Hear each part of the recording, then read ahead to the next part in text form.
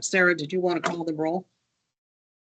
Sure, I can call the roll. We've got myself, Sarah Benedict. We have special guests with us. We've got Melissa Berg, Family Treatment Court Coordinator. We also have Kayla Johnson, our Treatment Court Coordinator, as special guest. For the committee itself, we've got Vice Chair Judge Meyer. We've got County Manager Chris Corpola. We've got Sheriff Kevin Bigg. We've got County Board Chair Kelly McCullough. We also have our operations team that tags on with executive, and that's Chief Rick Hollister from MPD. We've got Michelle Barrow, the Department of Corrections Field Supervisor, and we have Jonathan Lundeen, Public Defender's Office. I think that is everyone on the call right now. Yes. All right. Did everyone receive a copy of the minutes for the September meeting?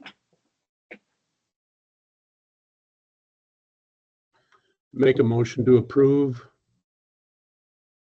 there a second? I can second that. All in favor, signify by saying aye. Aye. Aye. Any opposed? So the September meeting minutes are passed. Is there any public comment? No public comment. All right. Our next agenda item is to review the 2024 goals. Sarah, is that you? Yep, I am going to share my screen with a slide that should look familiar. Here we go. All right. Are you? This is always where I see something, but I don't know if you see something. You should see a slide that has the 2024 goals. Is that what you see?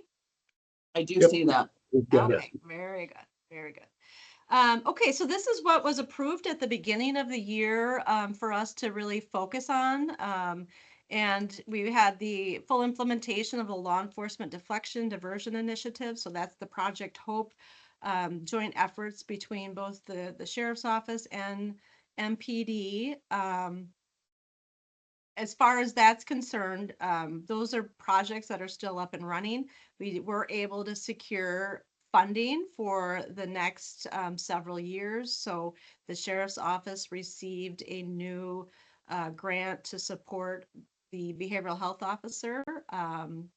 Then we received the CJCC with the Sheriff's Department received a second grant for next year to implement a caseworker / social worker type. And then we also heard through our partners with Menominee Police Department that they received a federal grant to continue these efforts in the next 3 years, foreseeable future. So while I'd like to say we've fully implemented everything, it's evolving and changing and growing as we really look ahead. So the deflection portion, I would say, is more concrete.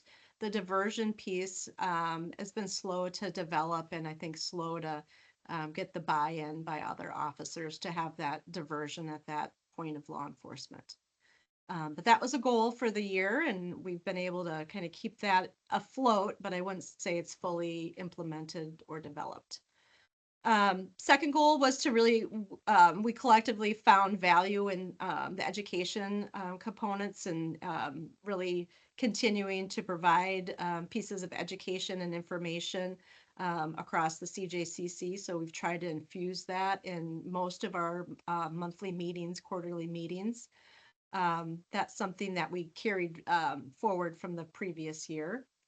The third goal was to expand and enhance family treatment court. That was through the grant that we received that really kicked off the beginning of this year, where we were able to make some enhancements to the team by adding some additional team members, make some enhancements to the services that were provided to participants in that we have funding for them to take part in evidence-based programming and peer support. So those things are continuing to move ahead. We have all the major pieces in place, but we have been underspending the budget. And our numbers have been fluctuating, where we have, at large numbers at sometimes, and then it kind of, as people progress or move on, the numbers kind of wane. So we're, I think, at the point where our numbers are a little bit low with that family treatment court grant. And then the fourth goal that we had was to sustain the medication assisted treatment program in jail. And that we have been able to do that through a grant, through a new grant that we received in October to continue the treatment in jail. But this one was for us to develop a therapeutic community in jail. So while the grant, we were able to sustain the MAT program, this one is also evolving with the new grant cycle and some of the expectations and really looking at a therapeutic community. We also have a continuation of our medication assisted treatment program in jail. So that funding is continuing to flow in. So we have been able to sustain that through a combination of our local opioid dollars and the state opioid dollars, and then this DOJ grant. So we've got 2 grants for MAT going on right now to keep that going. So that's kind of what we set out to do at the beginning of the year, and that's kind of where we're at with those things.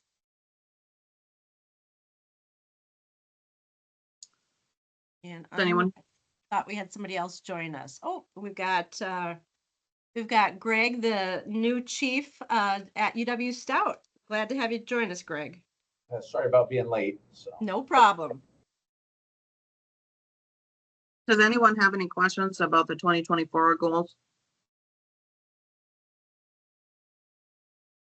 Sarah, the next thing I have on my agenda is review of the 2025 goals. Our survey feedback. Okay, so I again will share my screen. So here we go. Bear with me a minute. All right. So I'd like to say these questions should look familiar to everybody, but I'm skeptical because we only had 8 responses. We had 40 people open up the survey and 8 people responded. So take that for what it's worth. But let's kind of go over some of the results. The idea here was for us to put out a survey not only to our council members, but to staff and agency folks to get different perspectives and different feedback on areas that we could work on. So we got all sorts of feedback, good, bad, and ugly. So let's jump into it. Some of the things that are rising to the top as far as what problems that we could address: addiction, continue that co-responder model, locking users up for longer periods of time, addressing alcohol use, addressing homelessness, and examining the consequences for drug use, and some aftercare after people leave that jail setting. The next question was to really rank a list of things as far as what is the most important. And what rose to the top was behavioral health issues, addressing housing shortages, specific strategies to address methamphetamines, opioids, and other drugs, reentry services, recidivism, community safety, and decreasing bench warrants. I guess that one is kind of in the 2 category. Moving along, question number 3 was what training needs. So crisis intervention was listed, motivational interviewing, implicit bias training, really understanding the differences and nuances between maybe drug court, our treatment opportunity program, and CCS services.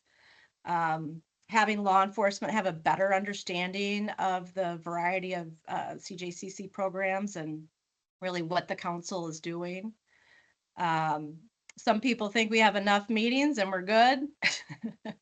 Law enforcement deflection, diversion, there's an interest in learning more about that. And then in addition to motivational interviewing, it's really drug use effects on the individual and generational use rose to the top.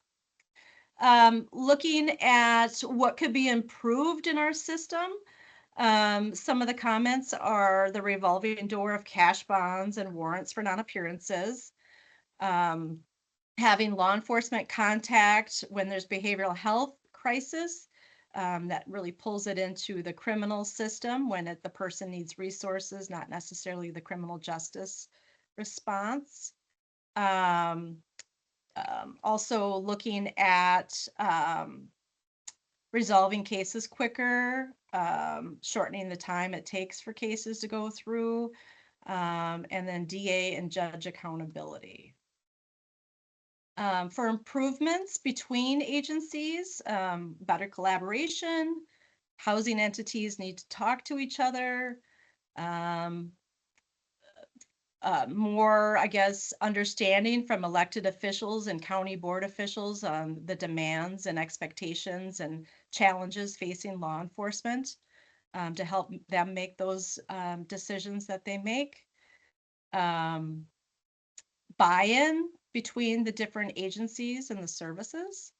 And then knowledge of what everyone else is doing. So really understanding the full system, the full spectrum of what's going on. As far as the membership, do we have the correct people at the table? For the most part, it sounds like that is the perspective.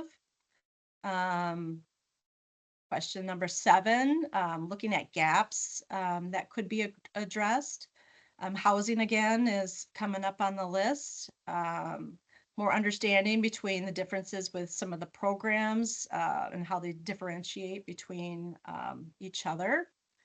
Some interest in getting more involved in family units. So again, that prevention piece kind of backing up the services to actually start addressing things earlier with not only individuals but families. Services for mental health, specifically when there's criminal activity and community safety at hand. Lack of housing, and then really not understanding what services are out there. For 2025, some ideas of what they'd like to see implemented. It would be expanding the medication assisted treatment in jail, the co-responder model with law enforcement social workers, a better understanding for law enforcement what the CJCC does, and then review of the legal system to see where things get bogged down, and DA and judge records reviewed to see how they align with victim impacts. And then the last question is additional comments to be considered. We just had a couple of comments in general, but I guess the law enforcement are arresting individuals for crimes and these individuals are not being prosecuted, came up as a piece. So as you can see, there's a lot of opinions. Some opinions are certainly there's themes of those opinions in some areas, and it's hard to tell if these are outlier opinions or the majority of the thought because we only had 8 responses. So, any questions or thoughts on the survey? Okay. I guess from my perspective, we can use this information to inform our goals as we look ahead for 2025, but also if we're wanting to continue the education components, I think there's a lot in here that can help us point towards educational needs that could benefit most of us moving ahead. So those are just a sampling of the opinions because most opinions we did not receive. So that's the feedback. So back to you, Judge. And so the next thing on our calendar is Consideration of actions to be taken by the committee, goals for 2025, and the 2025 meeting schedule. Sarah, do you propose goals for 2025? I did. I did modify it a little bit. So I'm going to share again. And we're just going to take a look at some ideas. There we go. Back to this one. Okay. So move it. So we got our 2024 goals here. And now we're kind of pivoting to 2025. So I think we've got some unfinished work or some more development that we can do with some of the major goals that we set aside. And I think from some of the feedback, I think there's specific objectives as well that we could kind of work into our plan for 2025. But as far as the law enforcement deflection diversion program with the CJCC and Sheriff's Department having 2 grants and Menominee PD getting another grant. We have 3 grants that are focused on law enforcement deflection and diversion. So I think that's an important area that we continue to develop. I think we should consider a work group. It was suggested at our CJCC meeting that we put together a work group really focused on these pieces here, really coordinating the grants, but then also working in conjunction with the 2 agencies to really have a seamless program when it comes to deflection and diversion, or at least really understand the differences between what the 2 agencies can provide. We are looking at adding a caseworker to the mix with a grant that was received, and then also with MPD's grant, a co-responder. So those are different roles and different responsibilities, and it will require some work to really iron that out. And these are just the major things. There's a lot more that comes with the funding that we're going to have to iron out. But I think that's definitely one thing that we should focus on in 2025. I'll keep going unless anybody has any thoughts. I think No. we should go ahead. Right. You're doing great, Sarah. Okay.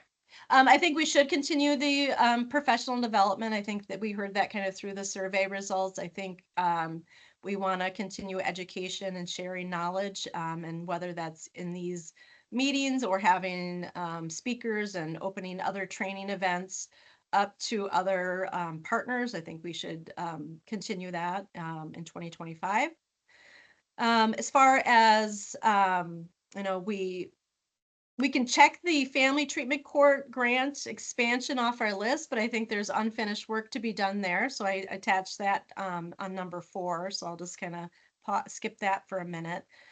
Sustain the medication to treatment program in jail. I think we have accomplished that, but now we have more enhancements. So we have this therapeutic community grant, and we also have multiple years of medication assisted treatment in jail.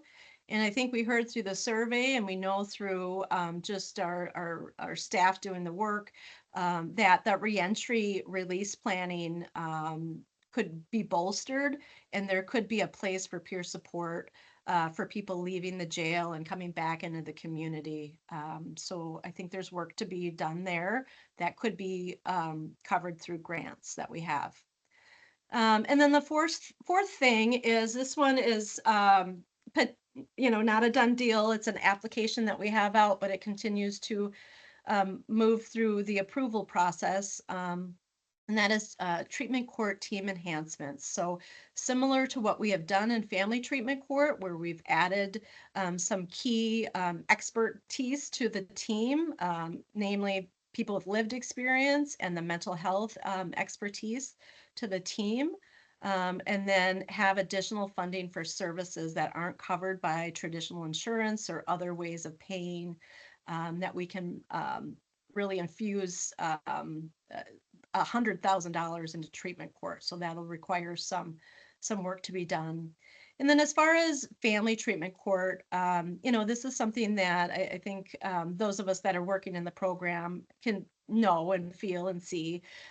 Is just we've got this program up and running. We've got a lot of dedicated folks, but when the numbers start to dip down, you know, we want the program to be viable and utilized. So I think as a team, the family treatment court team might need to explore, you know, how people are referred to family treatment court and what point in that process they're referred, so we can open up more of those services. We've got the funding, we've got the staff. We're just lacking the participants in the program to really fully utilize our funds.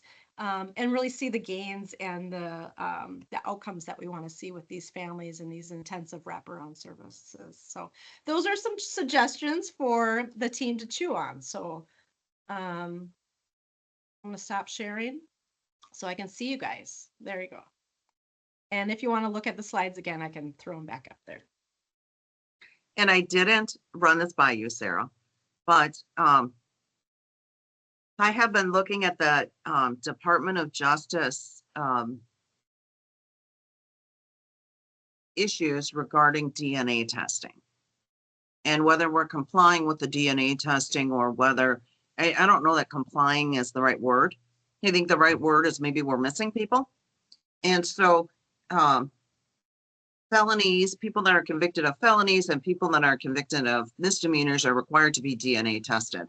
They just got the numbers. I spoke to Stephanie Hilton yesterday, who sent me the numbers for our county, which are high compared to surrounding counties, but nowhere near the highest in the state, nowhere near.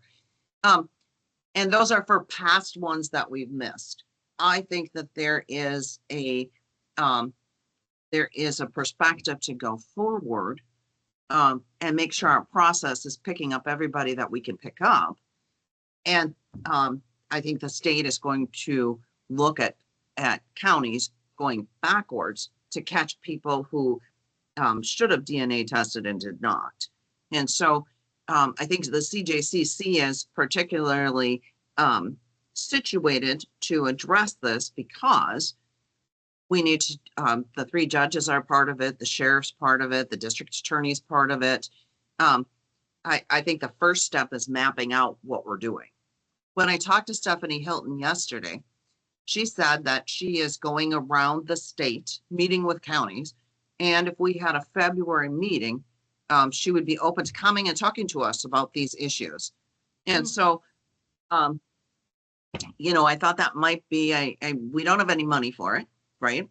But we've mapped out our processes before as the CJCC or as a county. And we've been able to do that and spot the places where we're lacking and be able to fix those. And so I think that that might be a good project for the CJCC. I don't think, you know, in my mind, I see it as 2 projects, the past and the future. I think we tackle the future first and then certainly as the CJCC. And maybe tackling the past isn't a CJCC issue. Maybe that's the sheriff and district attorney together tackling that issue. Maybe that's something not for the CJCC. So just to throw that out there for people to think about. Right. And I didn't share any of the documentation I have. I have Judge Radcliffe out of Monroe County wrote an article for the Wisconsin Counties Association's magazine. I have his slide sheet, his their slideshow that they did, and I have a map of the state of Wisconsin, which shows every county how many people have been missed, according to the DOJ. And so I can include that for our next meeting, which is next month, and maybe we can talk about it. Sounds like a good project for us to dig into and accomplish. Yeah, I like it on two levels. One, that it was Judge Myers, something that rose to the level of importance for her. I think it's always good when you're in a leadership role to be able to get something checked off of your box that you identify as an area of interest and importance. And then secondly, I think it's also a project that would be relatively self-contained. That's not like gonna go on for 100 years and would be doable within the existing priorities of the goals of the organization over the next year or so.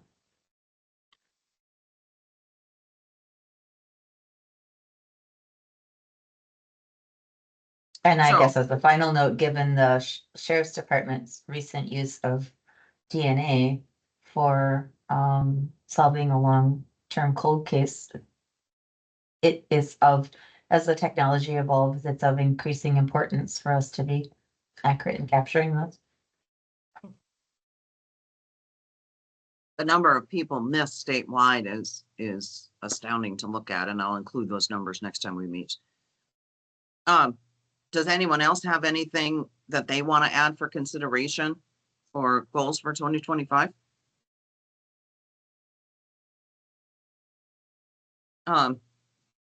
Sarah, the next thing I have on my agenda is the 2025 meeting schedule. Okay, for that, I did check with, Judge Meyer will be our chair officially come January. So I started with her schedule, and really we can maintain our current schedule, which is, the first Monday or first Wednesday of the month at 11 o'clock, we've been meeting. And then the third Thursday every quarter. So we would have that first quarterly in February. It would be February, May, August, November. So really the same schedule that we had this year.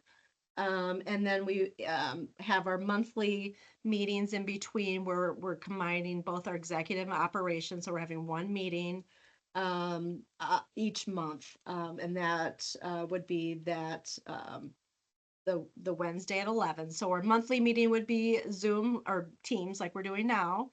And then our quarterly would be in person if you can make it with a Zoom option as well. So that's what we're looking at. Yeah, Judd or Andrea joining us here. So if there's no objections to that, I will put out calendar reminders to everybody. One thing we struggled with was quorum in 2024. So we are putting together a friendly letter for folks, but we really need to get quorum to have business done. So we don't want to meet to not be able to take care of the actions that we need to do. So it's important that if you can't come, that you send a delegate that can vote on your behalf, because we've got work to do. So, but yeah, I will send out those email reminders. Andrea, I see you joined. Did you want to take over the meeting or did you want me to continue? I could continue, Judge. That'd be wonderful. I'm trying to get my camera to work and I'm having problems. Oh, wait. So we're. Oh, wait. But no, if you could go, keep going, Judge. You're doing great. All right. So on oversight areas is the next thing on our agenda. And I show we're going to talk to Melissa Berg, the Family Treatment Court Coordinator. All right, I am going to queue up her slides and hand it over to Melissa.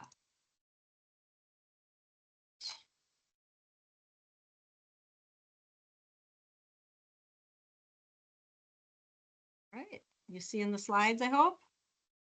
Yes, we are. Perfect. Thanks, Sarah. Good morning, everyone. I'm Melissa Berg, the Family Treatment Court Coordinator. I was just Morning. asked to, good morning, asked to share a little bit about our program.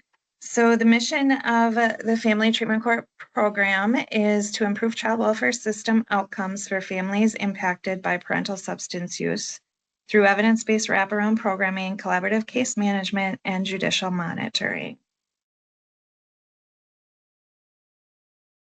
Sarah, you Sorry, can go ahead and I flip don't know that. why the slides are. It's interesting what's going on here. Unless there's a way I can do it. I'm gonna change the display setting because it's like giving us, it's recording the words that you're saying. Okay. I saw that. All right, so our Family Treatment Court program was implemented in 2019. It is a voluntary program for individuals that are involved in the child welfare system. It's designed to improve safety and well-being of children. Oh, Sorry. I'm just looking for a better view format there, but I don't know that I have it. Sorry. that's okay.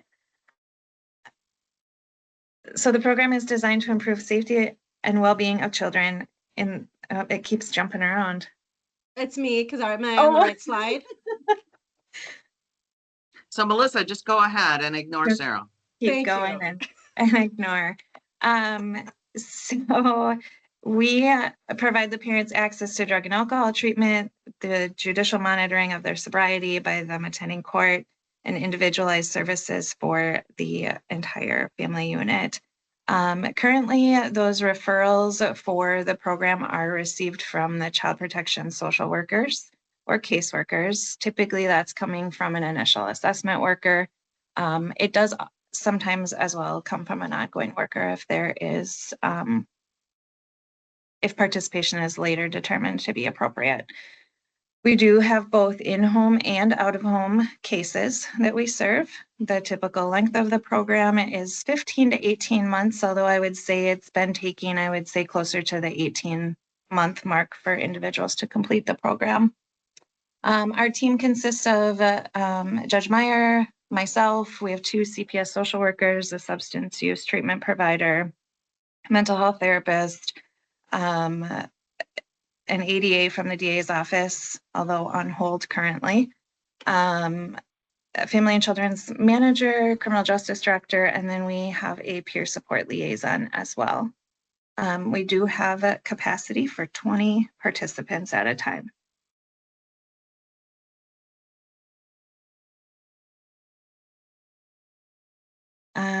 Some of the components of the program, the main components, are biweekly or monthly court participation. That depends what phase of the program individuals are in. Treatment, obviously, is the main component. They do complete an AODA assessment and follow those recommendations of that treating professional. Drug and alcohol testing is done 1 to 3 times a week randomly. Case management, they must have the open chips dispositional order, so they are meeting with their assigned social worker or caseworker at least monthly, and then with me a weekly, biweekly, or monthly, depending upon the phase. Parenting services, and then wellness activity participation is another big component of the program. Eligibility criteria.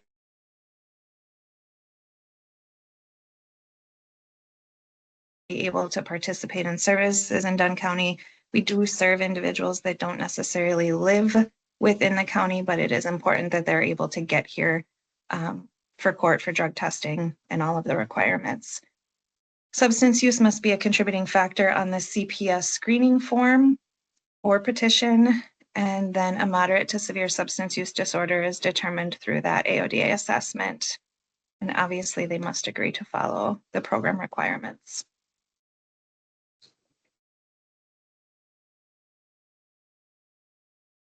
So program changes, I'm old news, but I have not shared in the past or presented in the past to you guys. So I started in the coordinator position in May of 23. Prior to that, I was an ongoing social worker on the team since we launched. So since 2019, I've been involved in one capacity or another.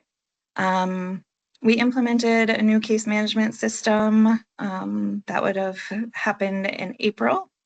So still working out some of the difficulties with that, but it seems to be working much, much better than the last.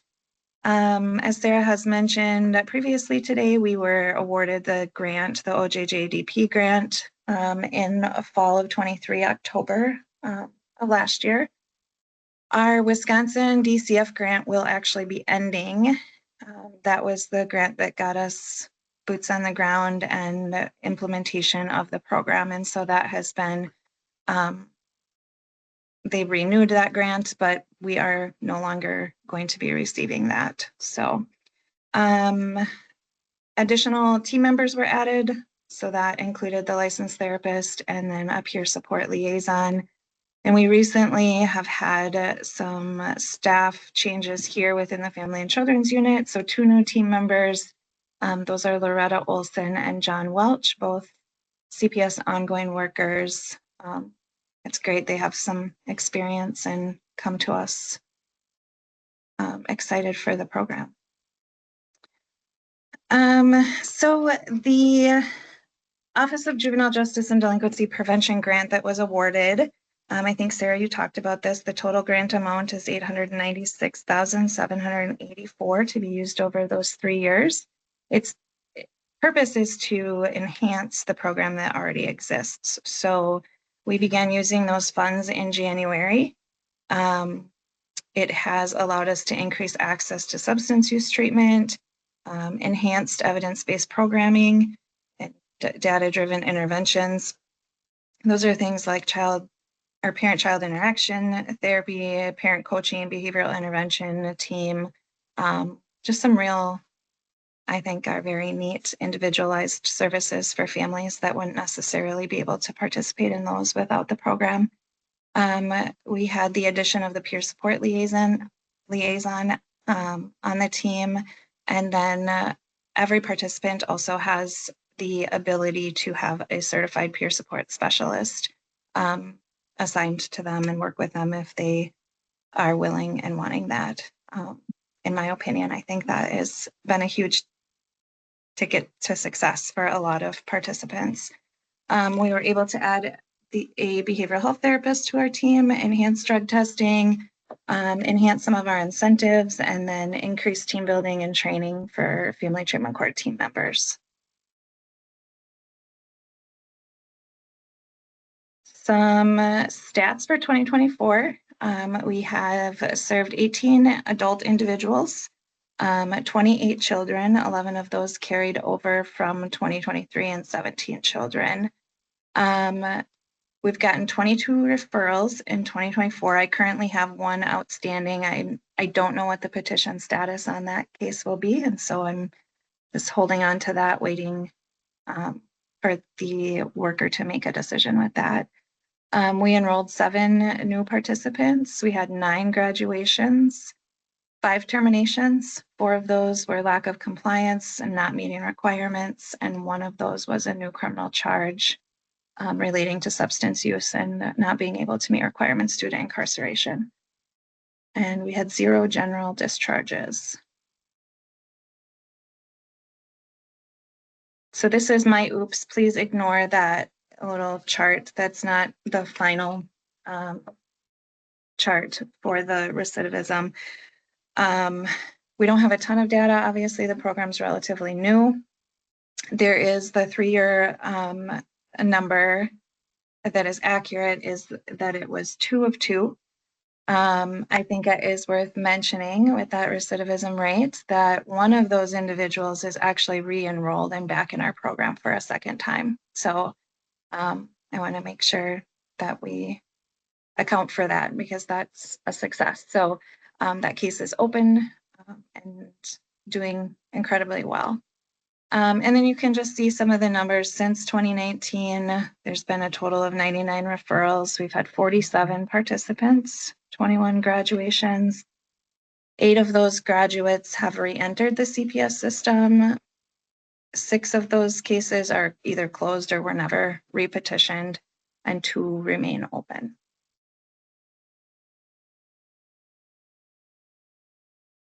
Any questions?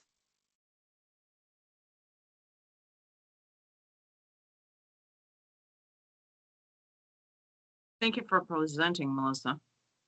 Welcome. Does anyone have any questions?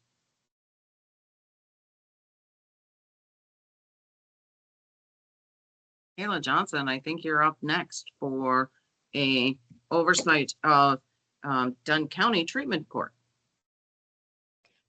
Perfect. Good morning, and those that don't know me, my name is Kayla Johnson, and I have recently transitioned to this new role in treatment court. I'll let Sarah get my slideshow up there. Sarah, you're muted. So I know I can't find it now. I've got too many things open. There it is. Go back to muting myself.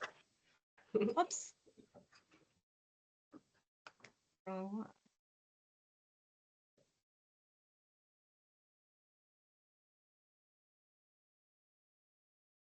Sorry, I don't know what the problem is here.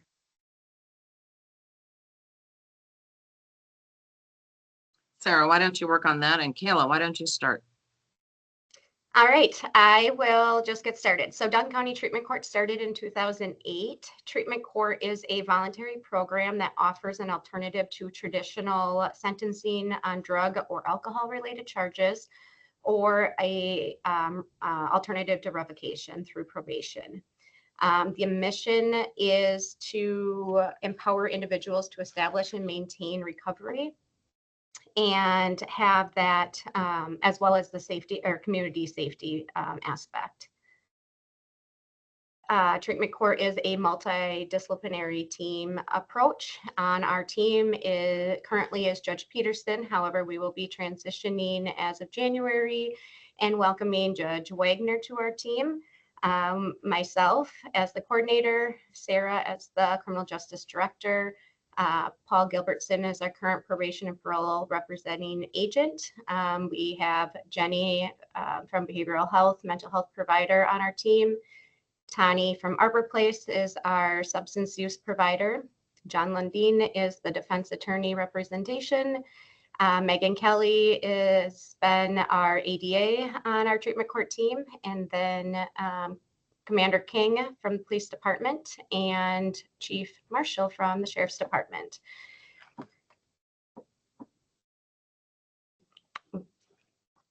Our program structure is typically 14 to 18 plus months long.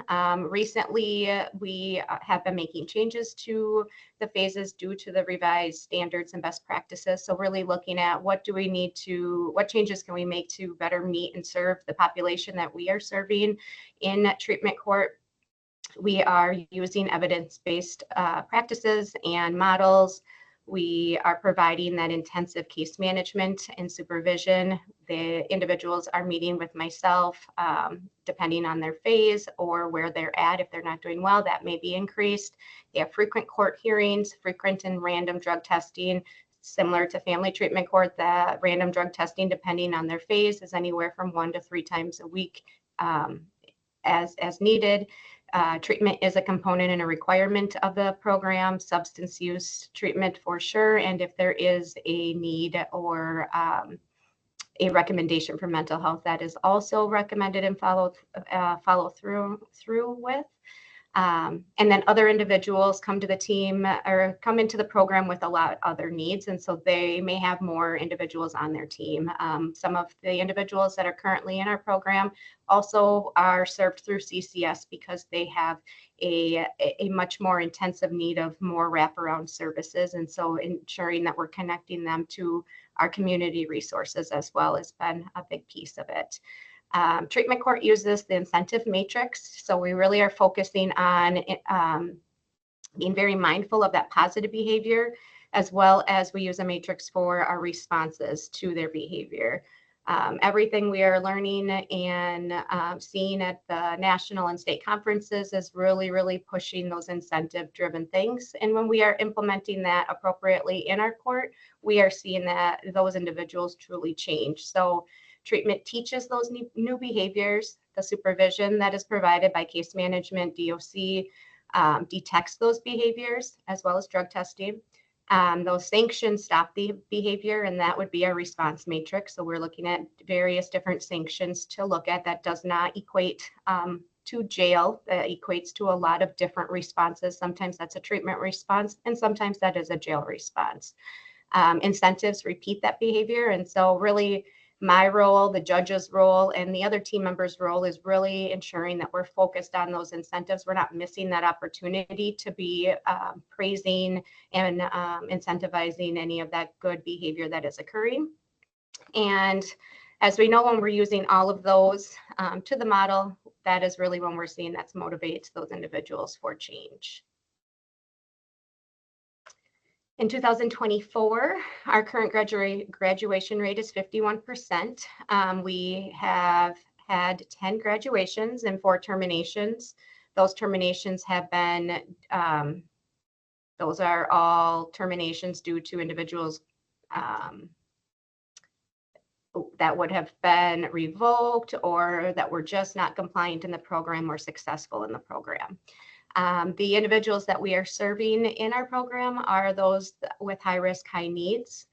As of December 2024, there have been a total of 71 graduates. I just would keep note that it does take much longer for someone to graduate the program than it does for an individual per se to be terminated.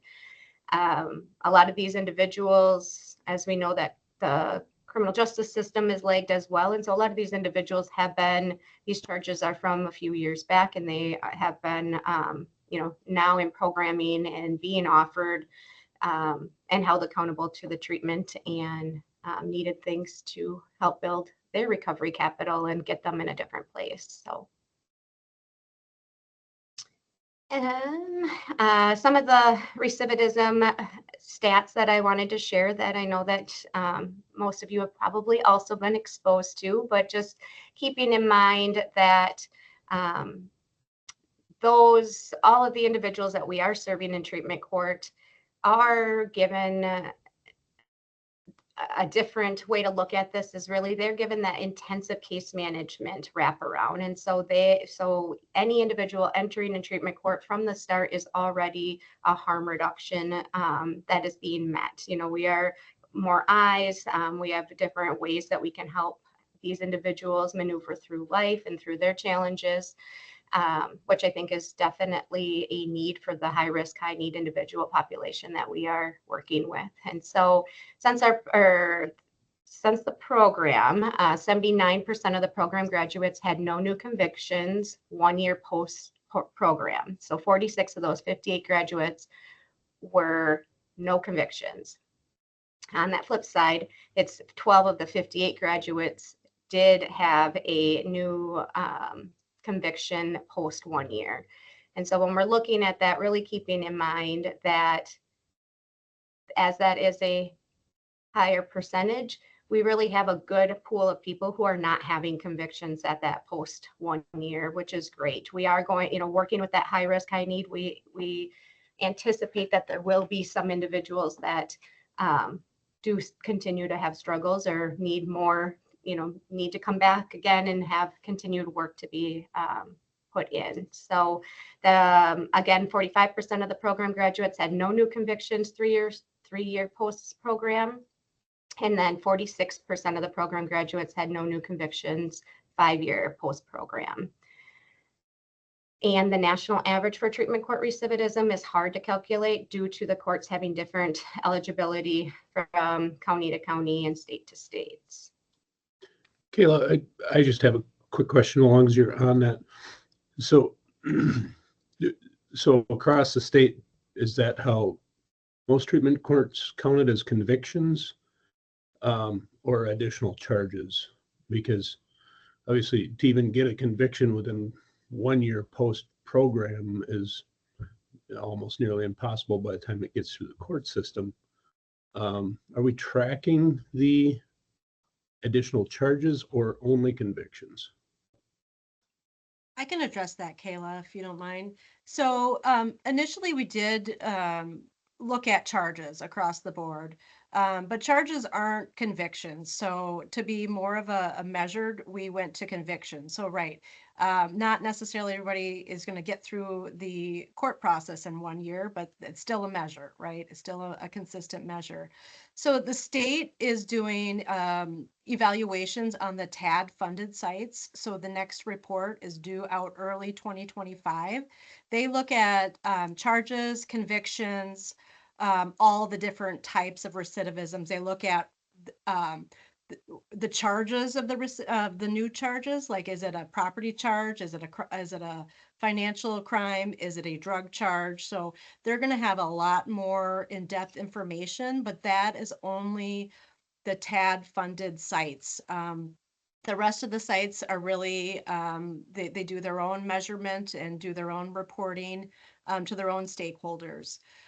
So if we get the treatment court grant with the TAD funding for 2025, we'll have to take part in this comprehensive outcome measurement of the state, and we'll have more of those type of detailed measures. But at this point, we're just looking with all the different programs. We looked at convictions. Okay, thanks. Perfect. And then I'm good for the next slide, Sarah. All right. And then the benefits of treatment court. Individuals in the programming are not only bettering themselves, but bettering our community too. So keeping in mind that the public safety with that intensive supervision, as I have already said, if those individuals are seen being drug tested multiple times a week, are having interactions, case management meetings, and is also involved with an array of other treatment or service providers that are helping them and supporting them along the way. The cost savings for every $1 invested is $4.17 in savings. Employment, they throughout the phases, there's different achievements or goals that we are looking at them achieving, and so they are employed by the time that they are graduating, and so tax-paying and productive community citizens.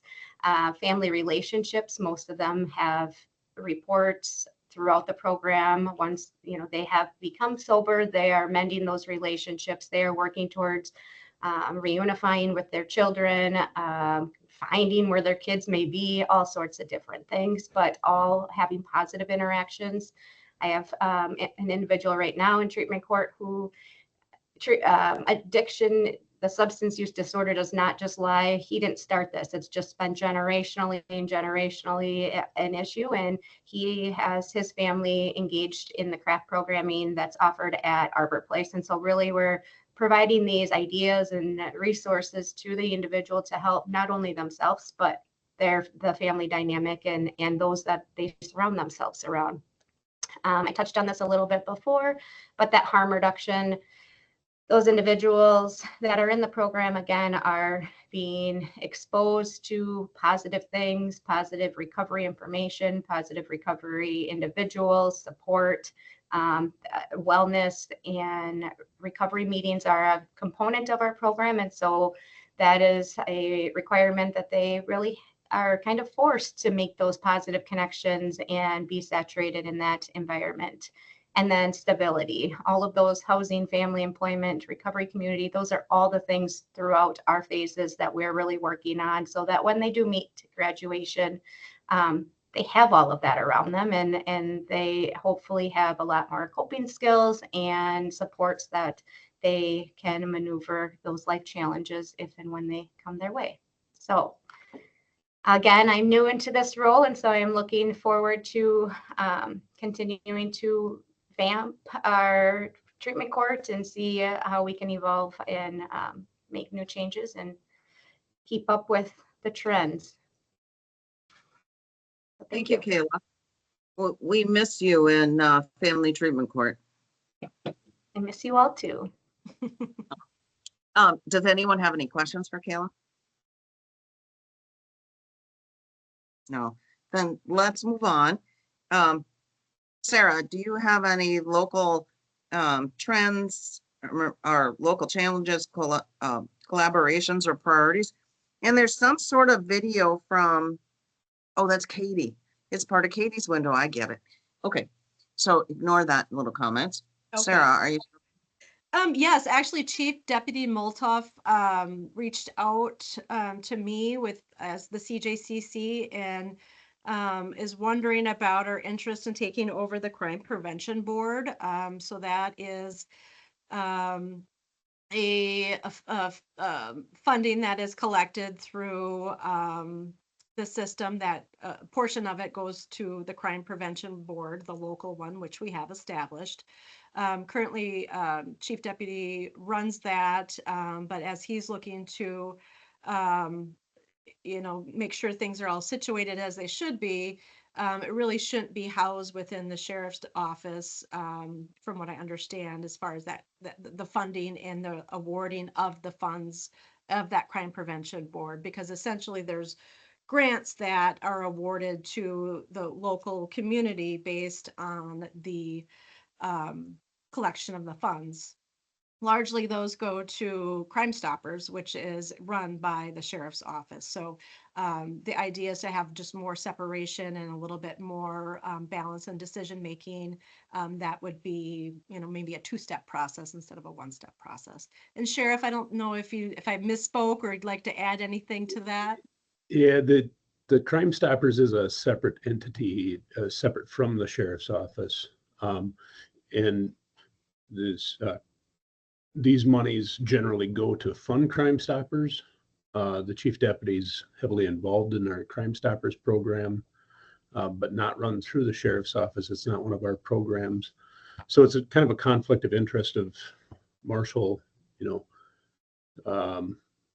though he doesn't sit on the board to decide where those monies go, he is involved heavily in our Crime Stoppers locally and statewide. So it's kind of we're looking to separate that, and obviously he's looking at retirement in the next year and a half probably. So I think it would be better seated with CJCC to kind of have the reins on that. It's statutorily laid out as to who sits on that board. Myself, and I believe Chairman McCullough and some other appointees, one judge, have to meet occasionally to determine where that money goes. And we haven't done that yet. It's just kind of been building a piggy bank to help fund any crime prevention stuff locally that we can come up with or the requests for. I think we should put that on our calendar for the next Executive and Operations Committee agenda. That'll be in January, so we should be able to address it relatively quickly. But I think that kind of decision should be noticed up for a public meeting. Okay. All right, So sounds are there, good. I think it's I don't know enough about it to say, yes, we should or no, we shouldn't. And I think that the requirements and those type of things should be addressed at that meeting, or if there's some report that says this is what it requires of us, those kind of things. I would guess that since we're handling money through the other grants, it probably would be easier for us to do it. Sarah, do you have any other local challenges, collaborations, or priorities? Nope, that was the only one I wanted to elevate. We are running a little late, so let's talk about, do we have any emerging trends or opportunities? That's Sarah? anybody other than me. Oh, well then. I was going to cut you off, so local, I think this one's important, and we're going to skip the number 12, but local opioid settlement fund request for 24 and 25. Sarah, do you have any local opioid? Yeah, no, that Paula runs that, I guess, as far as giving the update, and she's not here, so I'm not sure where the funds have went. I don't know if Chris can speak to that, but we just have it just as a, our leadership asked that we just kind of stay informed of how those funds are being utilized. So I know a small portion went to the substance abuse counselor position in the jail. Not quite sure if how the other ideas are progressing as far as utilizing that fund. Chris, you're on mute. I'm sorry. There was $15,000 a year earmarked for officer mental health stuff between Chief Hollister and myself. We're kicking that off. In fact, there's a kind of an introductory meeting to the gal that's going to be sitting down with our staff tonight and again next week to kind of get an introduction so they don't go in blind when they sit down with her, to try and break the ice on trying to check in on their mental wellness. I was gonna say, I'd have to go back and look and see. There was a plan for a relatively small amount of the money, compared to what we have, because there's like upwards of $500,000 in that account at the present time. But I can do a report back in whatever the first month of the year. I can do a report back in January on the status of where that stuff's at. That's perfect. Then moving on, Sarah, we have been trying to get that August 8th data discussed, but we're not going to do it today because we're running behind. And so I don't know if we'll put it on the calendar for next month or if we'll wait until the regular CJCC meeting. Agency reports. Do you have any reports, Sarah? No, this is a time for other attendees just to give any report or updates they'd like to. Does anybody have any reports they'd like to give? You see people shaking their head? No, I never saw anybody shaking their heads. Yes. Sarah, do you have a staff report? The staff report was written and attached in the packet, and I'd be happy to address any questions, but you should all be very well informed as far as those staff reports. Sarah, when's our next meeting date?